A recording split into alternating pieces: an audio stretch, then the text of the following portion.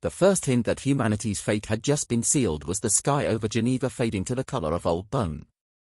Sergeant Major Cormac Gage, Dr. Ellen Munro, and Captain Iona Reid were in a summit that felt like a pre-execution sermon. For 43 brutal days, every telescope and array had tracked the inbound anomalies.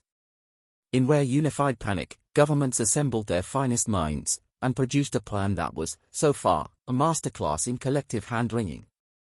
On their hotel balcony over the lake, the debate turned academic. The alien vessels did not arrive. They imposed themselves on reality, colossal, light-drinking silhouettes rimmed in soft, flowing luminescence. Next to them, human aircraft were balsa gliders made by children.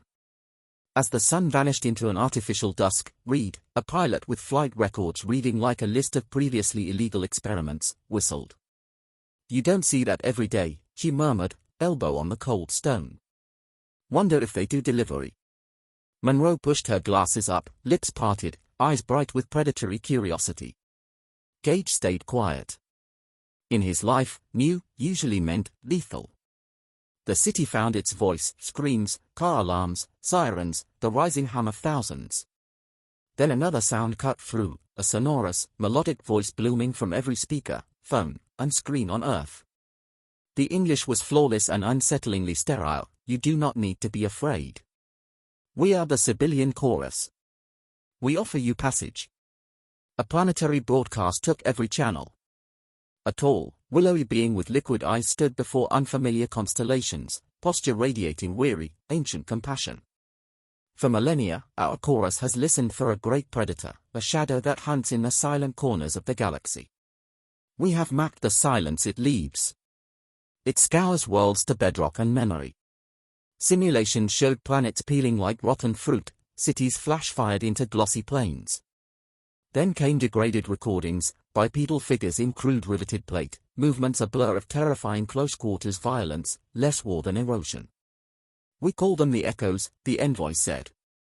"Our founding legends are built on their ruins. Now their migration brings them to disarm. Your world lies in their path. You cannot hope to fight them. But you need not perish. We offer you a new home, continuance." Reid snorted.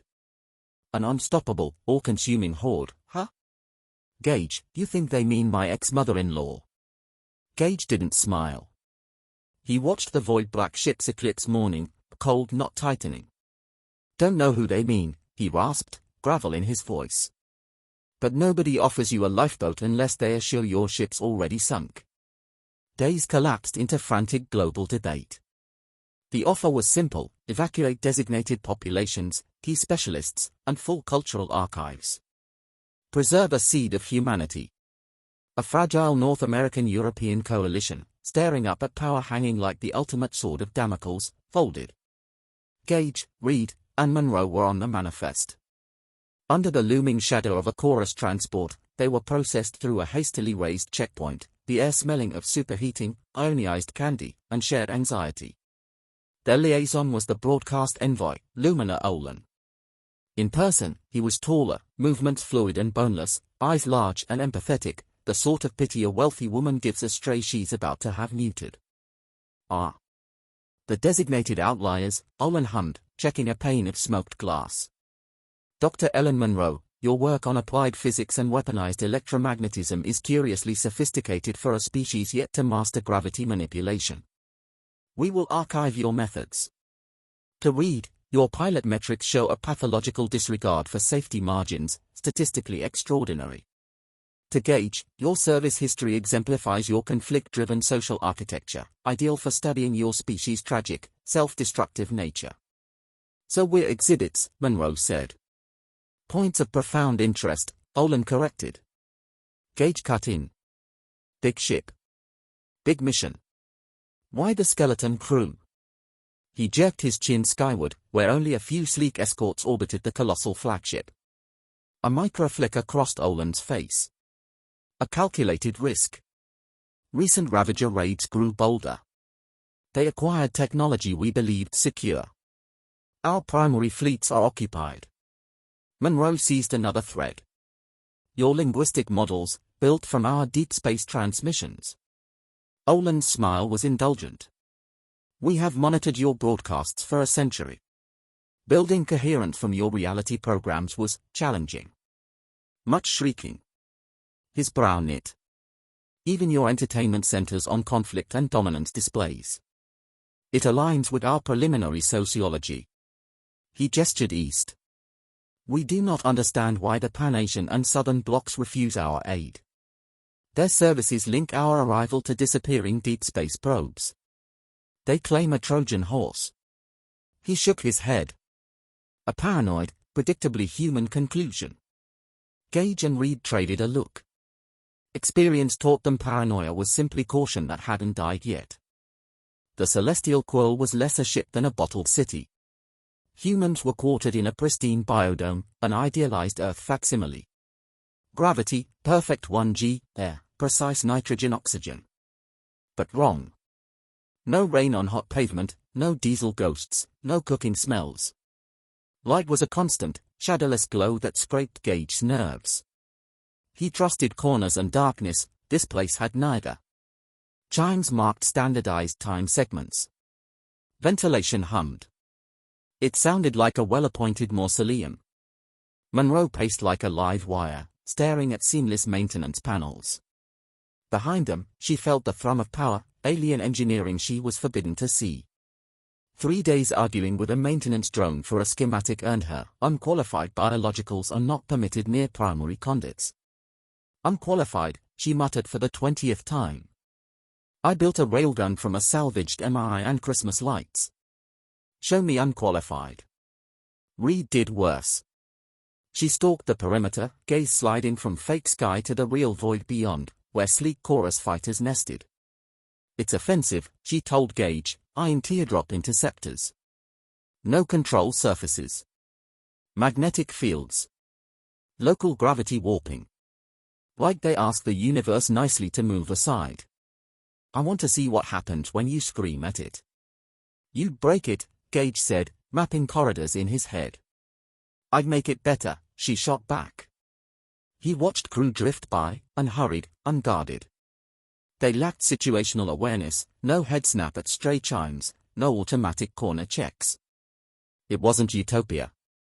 It was a fat, right target. They're livestock, he murmured. Living in the galaxy's nicest pen, convinced the wolves live continents away. Reality tore. One heartbeat the quill slid through serene non-Euclidean transit, the next, a violent rip hurled it into normal space. The sound was bodily, a gut-wrenching lurch rising from the deck to their teeth. A klaxon blared, no melodic chime, but a raw, panicked shriek.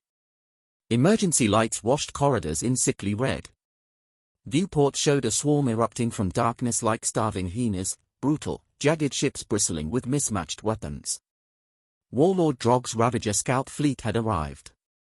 Their stolen chorus induction drive worked. Gangrene plasma and glittering slugs hammered the quill's shields. Vacuum was silent, but the ship screamed, decks heaving. The elegant crew fell into doctrinal terror, lock hatches, dump power to shields, hope predators get bored. Panic is a tool, Gage knew, you wield it or it wields you. A plasma conduit ruptured near the human dome, hosing molten green that dissolved bulkhead like sugar in hot water. Olen and crew froze, fingers fluttering over wrist displays, eyes flicking as they waited for orders from a silent bridge. Gage didn't wait. He ripped a heavy fire suppression cylinder from the wall, comforting weight in his hands. Procedure is how you die organized, he barked, thunder cut in paralysis. Humans snapped toward him, engineers, pilots, academics, fear overridden by the instinct to obey a voice that would not waver. Monroe. He jabbed down a side corridor. Find secondary comms. I need a tactical layout yesterday. She was already moving, grin feral. Live fire diagnostics beat schematics. Read, on me. We're taking the hangar. Civilians, barricade that door, arm yourselves with anything heavy, and if it isn't us, make it regret being born. Down in a smoke-choked engineering hub, point defense cannons were dead, primary power cut in the first volley. 2 chorus techs fluttered over cascading red glyphs, trying to understand, not fix. Monroe blew in like a storm, shoved past, and ripped a panel off the wall in a spray of sparks. A thicket of woven light fibers and glowing relays pulsed. "What are you doing?" the tech squealed. "Diagnostics waste time when the patient's bleeding," she said, jamming a pry bar into place. "Connectors don't match, but conduits do. Bypass the idiot-proof interface. That violates 38 safety, good." She bridged an auxiliary life support loop into the weapon's capacitors. The sector dimmed, the ship's hum dropped an octave. Diagnostic screens died, then the hull thumped, thump, thump, thump. External cannons woke, vomiting emerald lances into the swarm. Monroe wiped grease from her cheek and patted the groaning console. Percussive maintenance. Sometimes you hit the thing. In the hangar, Reed watched a slaughter. Chorus interceptors flew textbook grace, Ravagers flew like piranhas. Olin arrived, sweating. "We must take your people to the core, most heavily armored." "A cage is a cage," Reed said, eyes raking the bay until she saw it, a blocky, ugly atmospheric cargo hauler, armored for hazardous entries. I need it." Olin blinked. "A Class 9 orbital tug. No weapons. No advanced shields. It is a brick." Reed's grin was feral. "Exactly. Bricks hurt when you throw them hard enough." She sprinted, vaulted a crate, dropped into the cockpit built for function, not finesse. Home. The hangar doors groaned open, too slow. She shoved the throttle, engines howled. The tug scraped the rising door, screaming metal that made Olin flinch. Out in black, she didn't dogfight. She demolished. Where alien pilots fenced, Reed used physics like a cudgel, angling the tug's armored prow to simply crush a Scorpion-slick fighter into glittering shrapnel. The Ravager flagship, Carrion, lined up a killing stroke on the quill. On a jury-rigged channel, Monroe crackled, "Reed, see the long spire over their bridge? Looks like a stupid hood ornament." "I see it. Design flaw. Main relays for bridge and targeting route through its base. Minimal shielding. Monumentally dumb. Hit it." Reed laughed, wild and joyous. She hurled the tug into a screaming spin, a controlled fall, nose aimed like a battering ram. Impact. The spire shattered. Blue energy cascaded, blinding sensors and gutting command. The tug tumbled, front end mangled, power gone. Reed, breathless and strapped in, looked at the chaos and thought, totally worth it. Blinded and enraged, Warlord Drog abandoned tactics. "Board them," he roared.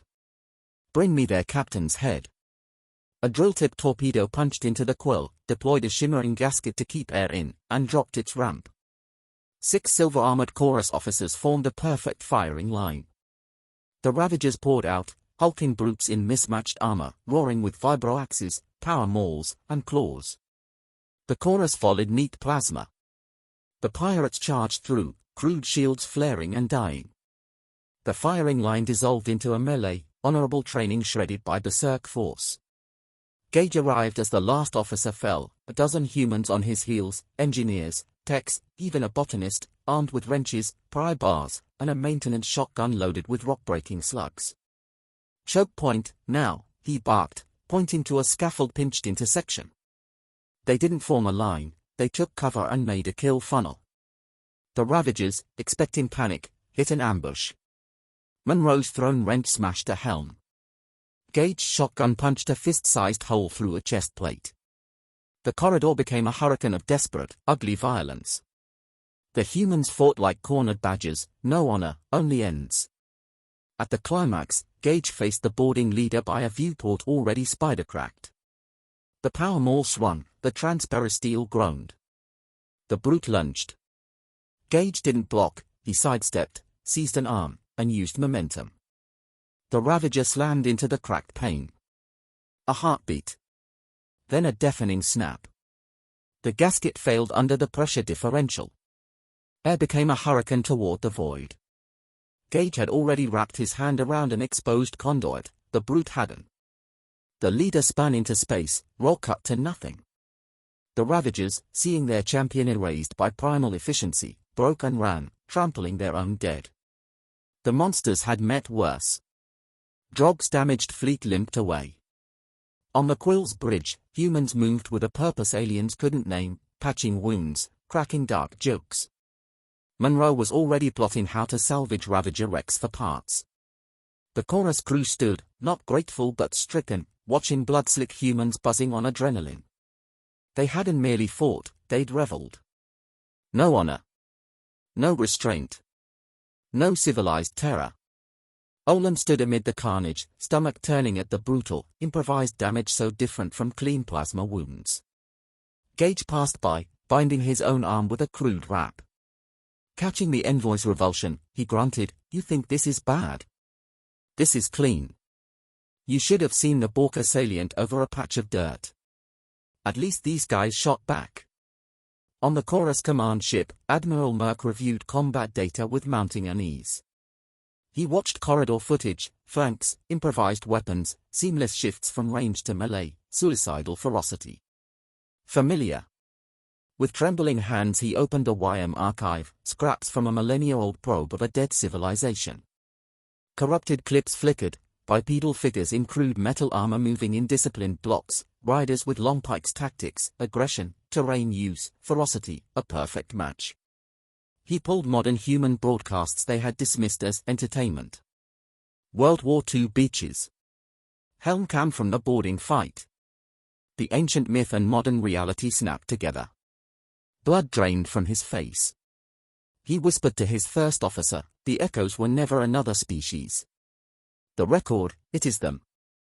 Olin, idealism shattered, confronted the humans in mid-bay. Monroe argued with a drone about suture tensile strength. Reed, arm in a sling, tried to con a nervous pilot into letting her test his fighter. "Stop," Olin said, voice shaking. He brought up the Echo archive, flickering warriors, Napoleonic lines, then switched to crisp 20th century footage, tanks, carrier launches, beach assaults. "This is the nightmare that forged our chorus," he whispered. "And this is its source. They are the same. It is you." Silence.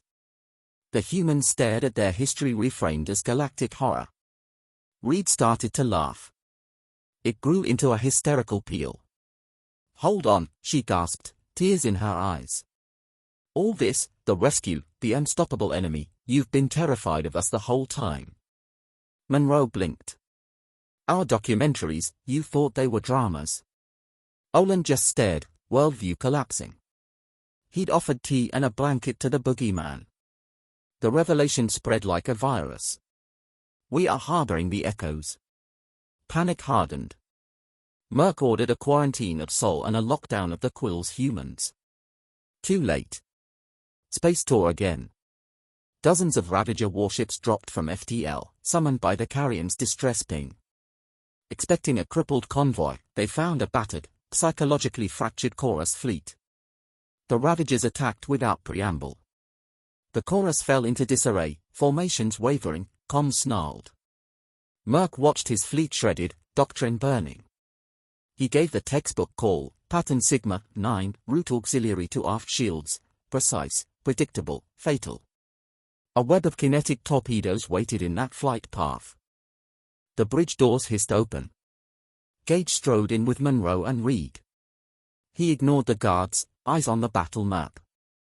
"Comms," he barked.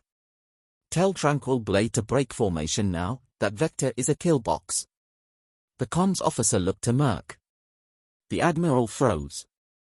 The blade executed Sigma 9 perfectly, and flew into the torpedo spread. A white-hot blossom marked its end. Merck staggered. The primitive had been right. Gage didn't seek the mission, he took command. "Frigate wing, get in close. Use their hulls as cover. Scrape paint if you have to. Serenity, vent port plasma coils now. Blind them." Insane orders that violated every rule, given with absolute certainty. Chorus captains, their doctrine failing, heard a voice that cut through noise. They listened. Merck, stunned, did not stop him. Gage keyed fleet-wide. His voice dropped to a steady growl carrying 10,000 years of war. "Listen up. Sergeant Major Gage, Terran species. You've lived scared of a ghost story. The ghosts are here, and today they are on your side. You think we're monsters? You're right. We had to be. We perfected killing our own over mud and pride. For millennia our brightest minds made better ways to do it. A beat. For the first time, we point all of it the same direction. We won't fight clean. We won't fight fair. We will fight to survive. I pity anything in our way. Silence, then a shaky frigate captain. What are your orders, Ghost? Gage's mouth quirked. Orders are simple. Break them. What followed was human-led chaos. No formations, wolf packs. Reed, coordinating fighters, ditched elegant dogfighting for brutal swarms, using shuttles as battering rams against engine blocks. Monroe, on fleet-wide engineering, walked crews through sacrilege, overriding safeties, turning sluggish cruisers into guided bludgeons, venting superheated plasma to paint blinding sensor minefields. On McQuill's bridge, a critical console died, the tech froze. Report, Gage snapped. Olin hesitated, remembered Monroe's doctrine, and slammed his fist on the housing. The screen flickered back. He stared at his hand, then at Gage, understanding dawning. He wasn't just watching monsters fight, he was learning their language. Guided by raw survival logic, the chorus fought with terrified ferocity. The Ravagers, expecting a civilized duel, found themselves in a barroom brawl with a supernova. They broke. When it ended, victory felt like shock. Celebration was quiet, more awe than joy. Admiral Merck approached Gage on the bridge, wreckage of two fleets drifting beyond the glass. The fear was gone from his face, replaced by weary respect. We built our culture to contain a nightmare, he said. We never imagined survival would depend on the nightmare taking command. Humanity was no longer an endangered child or a whispered terror, it was a known quantity, terrifying and undeniably effective. Gage looked at the distant blue-white marble of Earth and allowed a thin smile. The galaxy had wanted a monster to fear. It had finally met the genuine article. Silence settled, broken only by the hum of emergency power and distant chimes. Merck turned from the stars to Gage, expression altered by a world-sized realization. Your history is not a tragedy, he said softly. It's a forge that's burned 10,000 years, shaping what you are. We saw only destruction. We never asked what was being hammered. Gage glanced at Earth's icon, serene and blue. Feels like a normal day to us, Admiral. Later, the Quill's Hannah thrummed with controlled chaos. Human engineers, greasy, grinning, swarmed a captured Ravager fighter, reverse engineering crude, defective systems. Reed, arm in a sling, admired the mangled Class 9 tug, a cosmic fist that had punched a mountain. They are calling it Reed's Gambit, she said, giddy. I lobbied for flying brick, but sure, Gambit has class. Monroe clapped her shoulder and waved a data slate of howling equations. Class? The stress telemetry alone will rewrite materials physics. You didn't just fly a brick, you achieved ballistic catharsis. We'll build the next generation off your accident. Olin approached, movements no longer serene, but thoughtful. He looked from the ruined tug to the humans, eyes full of something new, respect. Our archives are updated, he said, voice carrying different weight. Your species is no longer endangered pre-stellar. You are designated a strategic deterrent. Reed barked a laugh. You mean guard dog? Olin considered. Visceral, but not inaccurate. We prepared to fight the storm. It never occurred to us to ask the storm to fight for us. He glanced at Monroe's slate. I would like to learn more about percussive maintenance. Gage watched his people, the scientist reborn as battlefield engineer, the pilot turned legend, refugees who'd saved their saviors. He'd spent a lifetime fighting his own. For the first time, the violence felt right. Practice. Outside the viewport, elegant chorus ships formed a new kind of fleet, flanked by the first arrivals from Earth, ugly, practical destroyers bristling with projectiles and nuclear ordnance. Primitive beside chorus silver, but no longer weak. They looked like an answer. The galaxy had told ghost stories about a monster in the dark. Now the lights were on. And the monster was standing guard.